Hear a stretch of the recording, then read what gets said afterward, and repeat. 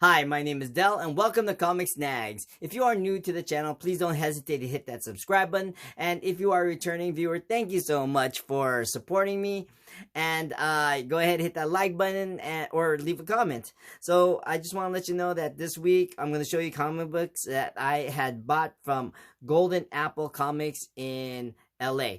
So I've lived here a long time in LA, and I've always wanted to go to this comic store. I never found the time, never found me in that area. But I ended up going there, and I was quite surprised how small it was. But you know what? I did find some great comic books there.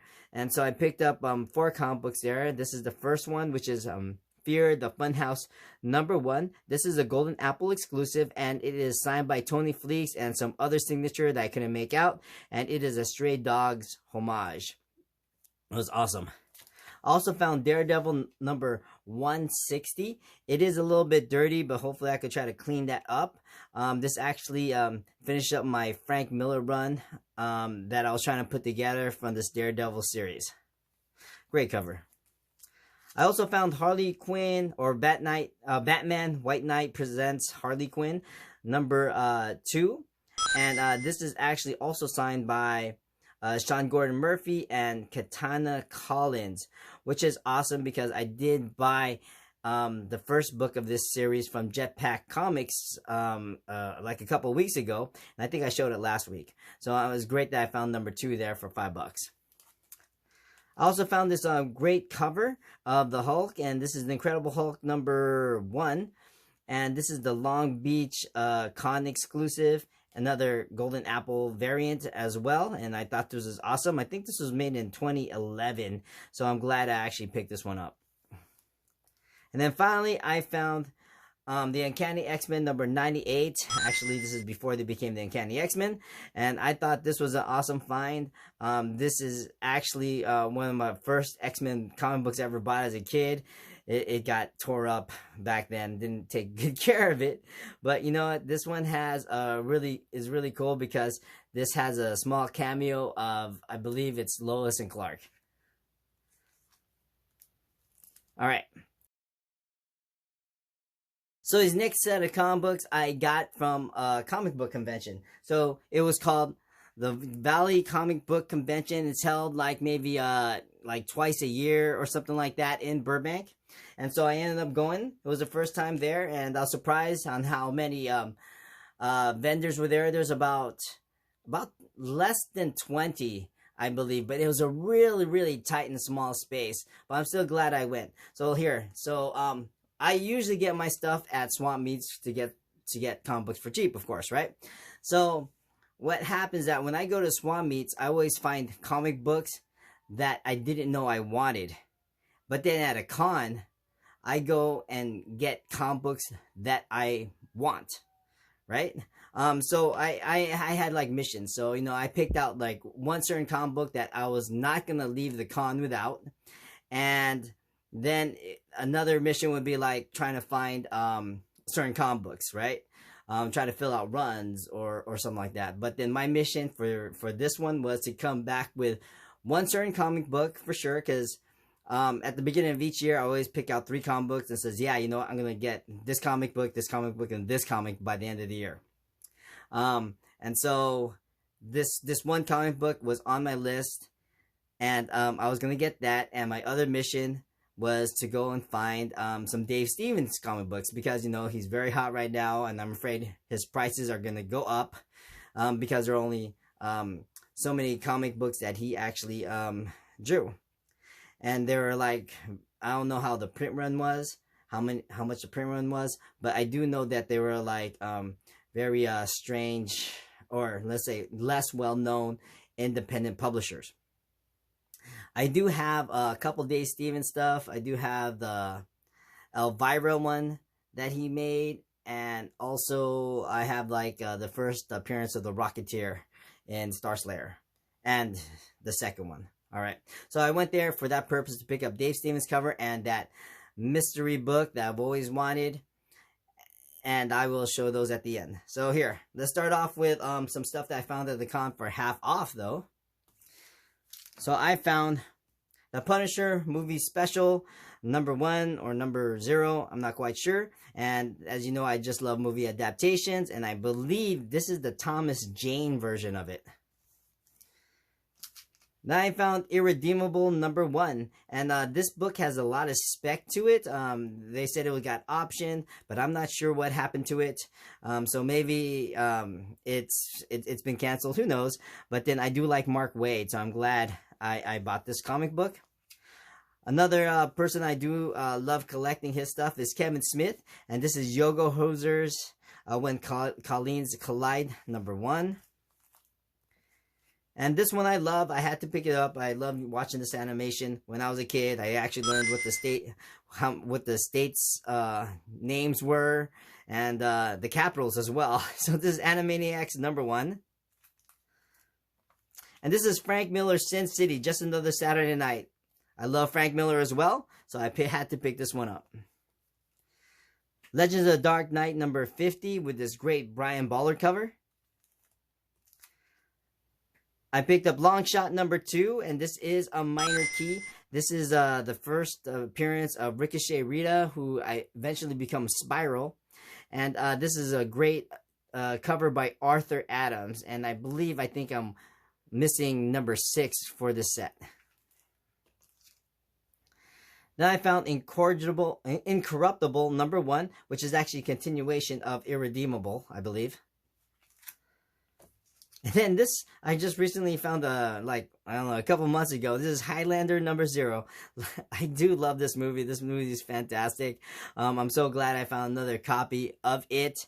And like I said, these were half off, and it came with both versions. This is number 0 as well. So this came out to about $5. Next we have Salmon Twitch number 1, another spec book. I don't know if it's in development or what's happening with it, so I still picked it up, but I did like it because it was signed by, I believe this is J Photos. Dark Knight 3, The Master Race, book 5. This is the last book I was missing from that series, so I'm glad I found it and I could just check off that series. Love Frank Miller. Also found Secret Wars number 1, and this is a minor key. This is the first cameo appearance of God Emperor Doom.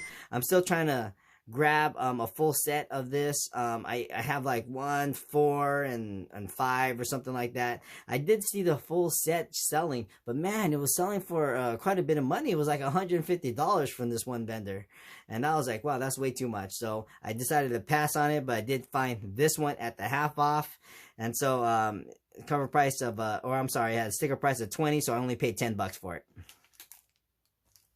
Now this one, as soon as I flipped the comic books and I saw it, I grabbed it. This is Hero Comics 2011, the Hero Initiative benefit book, and this is the Adam Hughes cover. I thought it was fantastic, so I picked it up. Then I found Fantastic Four number 296. This is one of the anniversary border covers that I'm missing. And then I found What If number 37.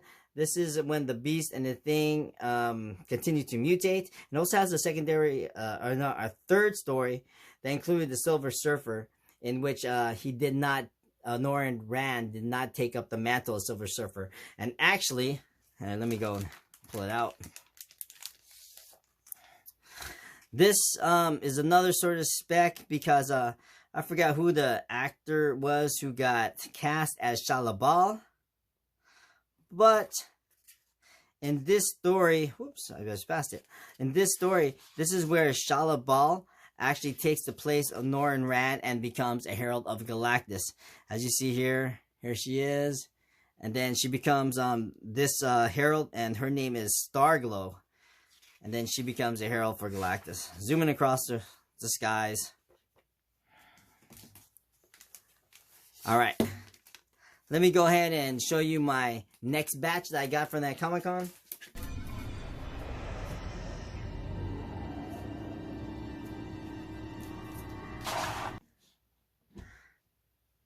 Okay, so here's the next stack of comic books that I got at the Comic-Con. So this is Herogasm number 1, I think, and this is a great cover. Really funny cover, actually. And this is a minor key. This is the first appearance of Soldier Boy. And if you haven't watched The Boys on Prime. You have to watch it. It is a fantastic show. One of the best superhero series I've ever seen. And then I found Rocket Raccoon #1. This is Rocket's first solo series. This is his mini series, and it is a newsstand, so I had to grab it. I also found Captain America #241. This is a great Frank Miller cover, yeah, it's fantastic. Another key that I found, this is a major key. This is the Vengeance of Bane. I've never had this comic book before, and this is the first appearance of Bane. Okay, now we're coming down to the Dave Stevens covers I found. So I also picked up the Rocketeer Adventure magazine #1 with this awesome cover, and I also found #2 of the Rocketeer Adventure magazine. And I also found Infinity Inc. #16. And so with this issue, I actually finished off my Todd McFarlane run from Infinity Inc. And this is a minor key. This is the first appearance of Mr. Bones, who is actually, in people's eyes, the first time, or a prototype of Spawn. And this is like the only dollar book that I got from the con. This is the Max #12. This is by Sam Keith. So some Dave Stevens stuff. This is Pacific Presents Rocketeer #1. And Pacific Presents the Rocketeer #2. At decent prices. 7 and 6. And he also gave me a little deal at the end. Because I also bought this other stuff. The Rocketeer Special Edition #1. I do actually have a copy of this one, but then it is not as good as condition as this. Yeah, I did spend a little hefty price tag on it, about $25 book, but you know what? I was there, and he also had this, and this is Mr. Monster #2, and I bought this one for $5. This is awesome. Another Dave Stevens. And yet another Dave Stevens here. This is Crossfire and Rainbow #4. And this has the Elvis Presley cover on there. Johnny Quest #3. Another Dave Stevens cover. Alien Worlds #2. Another great Dave Stevens cover. And then I found this one. This was Chevelle Noir #1. This is one of the more expensive Dave Stevens covers out there. This one he had a price at $80, and then he says, yeah, the only thing that keeps it from being near mint is that it's got like a little defect on the back. There's like a small tear. I don't know about a tear, but it looks like a tape pull to me. And it's right there. So it's right here. And that's the only thing keeping this issue from being on the high nines. So that's why he dropped it. He made it $80. And, you know, I was like, can you go any lower than that? And he was like, I could knock off 20. So I ended up paying $60 for this one, which is actually, I thought was a very fair deal. And then I also picked up G.I. Joe in 3D #1. For some reason, I've been on this 3D comic book kick. And so I'm glad I found this one. I also found Isaac Asimov's Orbit, and this is another Dave Stevens cover. And then my final snag. Oh, you know what? Before I show you my final snag, I also bought some original art at the Comic-Con. And I bought 2 pieces, and they came out to $100 for both of them. Actually, one was $40, the other one was $75. But then, you know, he dropped off $15 from it, so it was like $50 each. So the first one is this Captain America original art by Mike Mayhew. I thought that was fantastic. And then I also picked up this awesome Batman by Will Portacio. So yeah, those are my 2 favorite things I picked up that wasn't a comic book over there. Actually, the only 2 things that weren't comic books over there. And then that final book that was on my list that I was not going to leave the Comic-Con without buying. I saw 3 or 4 different types. I mean, 2 or 3 different vendors who had it. And the prices were all over the place, but it was near the end of the con. And so this guy dropped it by $20. And it is this. This is the Uncanny X-Men number 129. This is a major key. This is the first appearance of Kitty Pryde, the first appearance of Emma Frost, the cameo of, I think it's Sebastian Shaw, and also the first time the Hellfire Club is introduced. So yeah, I've been looking for this comic book for a very long time, and I'm so glad I found it. I didn't think I was ever gonna bump into it in the Swap Meet, although I did bump into like other comic books I really wanted at the Swap Meet.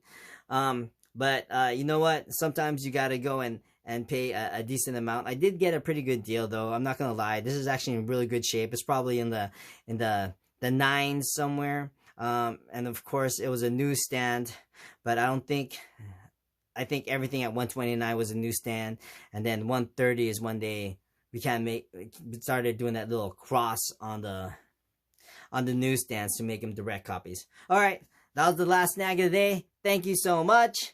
And if you have the time, go ahead and click over to the right and subscribe, or hit to the left and watch a different video I made. Okay, thank you guys so much. See you next time. Bye-bye.